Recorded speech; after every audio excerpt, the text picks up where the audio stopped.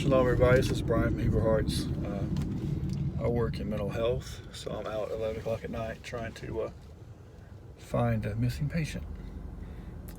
So, to keep my mind sane right now, so I really care about the guy that I'm missing, I'm doing a video to talk to you guys. I watched a video earlier tonight about that Baptist, I think he's Baptist, anyway, old country Christian guy in Georgia, Dalton, Georgia, and he owns a Christian bookstore, a little tiny bookstore, little country guy, overalls, flannel, pretty sure he has a Christmas tree and his grandkids paint Easter eggs and he eats pork chops at Sunday brunch where he goes to Baptist church. And there's this Bible there that has been leaking oil. This thing's legit. I've seen the oil. They've done chemical tests on this oil. This oil does not, in 18 months, this oil has not deteriorated this Bible at all. It's leaking from Psalm 39. And these are King James Bible. It's not the Message for sure, but it's also not the scriptures. It's not the complete Jewish Bible. It's not any of the other things. It's not the Tree of Life version. Pretty sure it's King James Version Bible. It's leaking oil from Psalm 39, and people are getting healed from it. 3 chemical tests come back unexplainable. All we know is that was not made in the lab. That is all anybody knows about it. And the Christian guy that owns the Bible and owns the store, like I say, he's like 80 years old, country Baptist, seemingly Baptist guy. I guess he's Baptist, I don't know. Maybe Pentecostal, but one of these more rural kind of Christian people. Tells the interviewer, I don't know why God chose my Bible. He could have chose my Bible or your Bible or anybody's Bible. And God told him the way to keep the oil is not to sell it. And the reason it's Psalm 39 is for the 39 stripes. And God told him that after like a year. But I just love this guy's humility. I really do. And oh my gosh, if we can find some of that in the Messianic movement. Because this guy, I think you can tell by the fruit, he's been eating the fruit of the Spirit. Or displaying the fruit, growing the fruit of the Spirit. He's been climbing the Tree of Life. Tree of Life is what? When you climb the Tree of Life, you get closer to the heart of God. You get closer to God's nature, God's character. What God cares about most becomes what you care about most. What God wants you to see is what you see. What He wants you to know is what you know. And you're not chasing what He doesn't want you to know. You're not concerned about what He doesn't want you to see, what He doesn't want you to know. You're only concerned with what is God's heart on this matter and how do I align myself to carry that out. Not what's important to me, what's important to God. Not what I care about, what God cares about. Not what will impress other people, what will impress God. And this guy, I think he's there. And I think that's why God chose him to have this Bible leaking oil, because he refuses to sell any of it. I mean, he gives it out by the bucket load. They literally have bins full of vials of this oil they give the churches. Refuses to sell it. Absolutely refuses to sell it. And doesn't really claim anything special about him. He's just like, hey, God did it. I don't know why He did it, but He did it, and if you want some, come get it. This man has been climbing the Tree of Life. Unfortunately, the Messianic movement has grown a lot of people that have been climbing the Tree of Knowledge. We employ a lot of people climbing the Tree of Knowledge. We support and applaud and nearly freaking worship people climbing the Tree of Knowledge. And when people climb the Tree of Knowledge, people kind of look down on people in the Tree of Life. They think, oh, well, they're ignorant. They're backwoods. They're sun worshiping heathens, like all the things that Messianic people like to say about the Christians sometimes. And no, this man is not worshiping the sun. You would have to shoot this guy in the head before he would bow down to a statue of Baal or go out in his front yard and bow down to the sun and worship it. I promise you, he would not do that. There's a lot of Messianic people, I think, they would do that long before this guy would. He's not worshiping the Son. He has climbed the tree of life. And what God shows him to do, he does. What God tells him to do, he does. What God reveals is close to God's heart, he cares about. And for whatever reason, God did not show him, or actually, God did not show his entire generation, or any of those previous generations going back for quite a ways now. Maybe he showed a very few of them. The Sabbath and the feast and the Bible diet. Whatever reason, whatever's going on in the world, whatever the master strategy is, whatever the end times game plan is for humanity, for nations, for the church, that wasn't, believe it or not, gasp, shock face, not the top of God's priority list. God had other things to do for his generation. This gentleman's generation survived the Great Depression and kept Hitler from taking all the world and killing everybody. And when you're dead, you can't keep the Sabbath. When you're, in your body, and as you know it now, you're dead. You can't. If you're rolled over by Nazi Germany, you're not going to keep the Sabbath without getting a bullet in the head. You're not going to keep the Bible diet without getting a bullet in the head. You're not going to keep the feast without getting a bullet in the head. So his generation, what was important to God for them was that they keep Hitler from taking over the world, because Hitler was one of many antichrists. The enemy lined up. The enemy constantly has someone waiting to be the antichrist, because he doesn't know when the actual end is, so he just keeps somebody ready all the time. But he pushed hard for it. But this guy's generation was commissioned with keeping Hitler from taking over the world and killing everybody that's Christian or Jew. And they did all that. If the Christians and Jews are both dead, there is no Messianic movement. And his generation was responsible for a lot of evangelism. They sent Bibles out all over the world, third world nations, back when America was the largest Bible exporter in the world. That's what their generation was commissioned with. The generation after that was commissioned with spreading the Spirit. They had a lot of Spirit movements, and their generation was responsible for the Spirit. They weren't responsible for the Torah, the Book of Truth. They're responsible for the Spirit. And our generation was given the restoration of the Torah. Not previous generations, our generation. In fact, the exile of Ephraim didn't end till like the late 90s. And we never really see very, very, very, very, very few Messianic grandparents that were born into this. I met like 2 in my life. It's extremely rare. But they weren't given that. That generation were not given that. They're not responsible for it because they weren't given that. The generation after them was given the Spirit, but they're responsible for the Spirit. They weren't responsible. This gentleman's generation was responsible for stopping Hitler. So there could be a Messianic movement because people would be alive to have it. The generation of that was responsible for the Spirit. That generation wasn't responsible for stopping Hitler. They weren't responsible for the Torah. Torah wasn't given yet. Our generation is mostly responsible for the Torah, the restoration of the Torah, because it was given to us. It wasn't given to our parents. It wasn't given to our grandparents. Our parents and grandparents had different commissionings given by God. And it's a tree of knowledge mindset that cannot grasp that. With a tree of knowledge, you are either on the tree of knowledge, high up, or you're low. That's all it sees. Oh, you have knowledge? You must be righteous. You have knowledge. You must be enlightened. You must be obedient if you have knowledge. If you don't have knowledge, you must be in rebellion and ignorant, and maybe you're just a straight heathen. Because you don't know these deeper things. But we get it reversed. Because in Scripture, I think the Torah was the milk. The Torah was the basic thing. They got that. Okay, we get it. Don't go to Walmart on Saturday. We get it. That's the basic thing. That's like the lower level of the tree of knowledge, actually. There's much greater things higher on the tree of knowledge. But we're just putting ourselves above everybody because we're on this basic level with the tree of knowledge.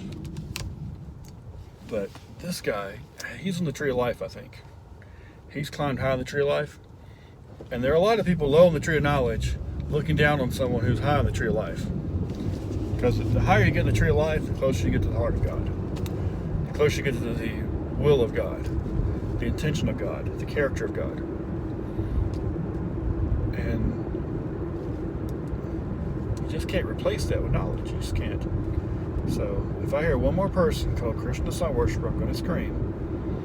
Because as a friend, as a spouse, as a business partner, if I had to choose between someone a Christian high on the tree of knowledge, or a Messianic high on the tree of life, a Christian high on the tree of life, if I had to choose between a Christian high on the tree of life, below the tree of knowledge, or a Messianic high on the tree of knowledge, low on the tree of life, I'd take the Christian high on the tree of life any day.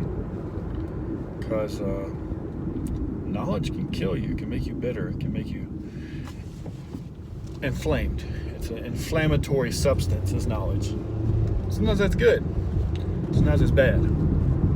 Because knowledge puffs up. Knowledge can puff up in a good way, like you put some yeast in the dough and it puffs up and it makes this wonderful bread to eat. It tastes great. Hard to live without bread. So knowledge can puff up in a good way. Knowledge also puffs up in a bad way. It puffs your head up, like you say in the South, you get a big head. Your head gets too big, it puffs your head up too much, it blocks your vision, you can't see anymore. It blocks your nose, you can't discern anymore. It blocks your mouth because no one cares to hear what you're saying because you're just so cocky. It blocks your hearing too, where you can't hear God telling you to shut up and quit.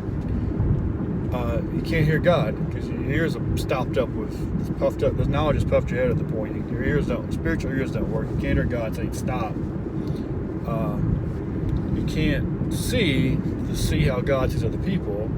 You can't discern in truth from error anymore. You're so puffed up with knowledge, it's blocked your nose, and you can't discern. You can't sniff out what is truth and what is error, so you end up falling for all sorts of crazy theories. And blocks your mouth because everyone's tired of hearing it. And I've been there myself. So that's why it's important to eat the fruit of the tree of life. And you don't have to eat every fruit on the tree of knowledge. You don't have to know everything about everything. Because people in true knowledge, what they eat is whatever they see. Whatever is hanging off that tree, if it's poison or if it's nutrition, they don't stop to ask. Because it's growing on the tree of knowledge. And knowledge is an addiction. It's growing on the tree of knowledge. I haven't tried it yet. I haven't eaten it yet. So I've got to eat it to show everybody I ate every fruit on the tree of knowledge. I have to prove to the world I know everything there is to know about everything. People in the tree of life don't do that. Since their head isn't puffed up with all this knowledge, they sniff things out spiritually. They try to discern things spiritually. They usually, their eyes are available to see people how God sees them. Their ears are open to hear God telling them what to eat and not eat. Their nose is available to sniff out what's nutrition and what's poison. Their eyes are there to see how God sees things. And sometimes pagans and heathens and atheists actually listen to them because they haven't been spitting out bitterness for 30 years now of their life. They actually talk to them like they have some sense and with love and consideration. So the people in the tree of life, they eat the fruit God tells them to eat. You know, God hands them the Sabbath apple. Great. I hope He does. I really do for everybody. And when we get to the kingdom, we're all going to have a Sabbath apple to eat. And we're all going to take that in and digest that and understand the Sabbath. We're going to have a Passover apple and a Rosh Hashanah apple and a moon apple and a Torah apple. And we're just going to get all these fruits that we didn't have before. When we get to the kingdom, everybody's going to get all of it. Everybody will get everything in the kingdom. But while you're on this earth, for whatever reason, God doesn't want everybody to know everything. And especially certain generations. His generation, for whatever reason, God didn't give them the Sabbath and the feast. He just didn't. They had other things to do at the moment. like keep everybody from dying in a concentration camp. So, in the next generation, they had to get the Spirit, because these things are Torah is revealed by the Spirit. If the Spirit wasn't given first, then nobody would really get the Torah. I mean, there are people who practice the Torah by the letter, or they don't practice the Torah by the Spirit. They just practice it by the letter. People have been practicing Torah by the letter for 3,000 years now. But the Spirit had to be given to a certain generation before we could grow up with enough of the Spirit to understand the Torah and the fulfillment of it and the Spirit of it. So God didn't give our parents' generation the Torah. He gave them the Spirit. So we grew up with the Spirit, and then we have enough of the Spirit to understand the Torah when it came to us. So we could try to keep it right. We could try to keep it not by the letter like, the Hasidim do for 3,000 years. We keep it by the Spirit. But first, our grandparents had to keep us all alive and out of concentration camp. And then our parents' generation had to have enough of the Spirit, even if they were charismatic or something, just enough of the Spirit given to show us some of it to understand it. And then we could grow up in an environment where the Torah thing could grow, where their soil is good for that. But just because someone wasn't shown the Sabbath or shown the feast by Yahweh, doesn't mean they're in open rebellion to it. Doesn't mean they're heathens and pagans and sun worshipers. They're going to go out in their front yard and bow down to the sun and the moon. They're not going to do that. They're just not. It's not happening. They just don't know. He just has not shown it to them. And the people in the tree of knowledge, they bit the Sabbath apple and the feast apple and all the fruit are there. And they also bit into all sorts of crazy other stuff, because they will bite into any fruit they see on the tree of knowledge. It's knowledge of good and evil. There's good on it and there's evil on it. There's both. And people who hooked on knowledge, when knowledge is their identity, when knowledge is their value, when knowledge is their role in leadership, they will bite anything on that tree. And that's how we come up with some Messianic people and such goofy stuff. But there is that tree of life. And people in the tree of life, they bite all the fruits: humility, patience, generosity, these kind of things. I'm not quoting them accurately from the scriptures, but they bite into that. They ingest those kind of things. Those things become part of them. And the only thing they only eat, though, what God tells them to eat. If God didn't give them a Sabbath apple, then He just didn't. And God knows what He's doing. And thankfully, they're accountable to God. They're not accountable to you. They're accountable to their Creator to take in, to ingest, to absorb what He gave them. And they're not accountable for what He didn't. There might be people who honestly, truly were shown the Sabbath or the feast or any number of things in the world, and they just flat out refuse. That's between them and God. That's a whole different thing. But as far as people like this man on the thrift store, he's doing exactly what God told him at a great loss of fortune, or a missed opportunity. He could make a killing off that oil. I mean, he could probably be a millionaire in the past 18 months from it. But he's not going to sell it because God told him not to. That's far greater obedience than you read something in a book, so you're going to do it. Maybe because you think God wants it done. Maybe because it thinks it make you look cool. Maybe because your church hurt, and it's your way to piss your pastor off, or piss your parents off, or just to be different, or be cool, or look smart, or feel like you have some esoteric knowledge. Or maybe it's because God showed it to you and He put it in your heart and you're actually doing it because He wants you to do it. He gave you a Sabbath apple. I don't know. That's between you and God. But like this guy in the thrift store, I think his obedience to not sell at oil says a lot more than our obedience not eating a pork chop. I mean, I think there's a huge difference there. And I think honestly, he sees a verse about not eating pork, but then over here he sees a verse where if the only language you understand is English, you have no background in Greek and Hebrew and history or Jewish culture or the Talmud, I mean, it looks like Paul's saying you can eat pigs. It looks like it's not what Paul is saying at all. Of course, Paul is completely not saying that, but if you only language you know is English, and you didn't have some extra revelation, if you didn't have Google and Facebook and YouTube and Jewish New Testament commentaries, how would you know? How would you know?